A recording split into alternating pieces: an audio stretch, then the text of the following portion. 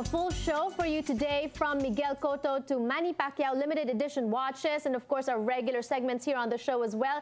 Kaya hindi ko na po patatagalin pa, buksan na natin ang ating programa with our regular kababayan shoutouts brought to us by friends from Zoom.com. This is actually coming from a family that's greeting members of their own family. Happy birthday. Napakarami po sa kanila magse-celebrate ng birthday this week. Happy birthday to Lola Maria Dilay, Viol Medrano, Tita Dilay, and Joe Balanay. Greetings coming from Nadine and Nelia Francisco. Hello sa inyo. Thank you for always watching Kababayan LA. And once again, happy birthday. Of course, these Kababayan shoutouts brought to us by friends from Zoom.com. Yung mga magpapadala ng pera sa Pilipinas, mas madali at mas mabilis, i-zoom it online, www.xoom.com.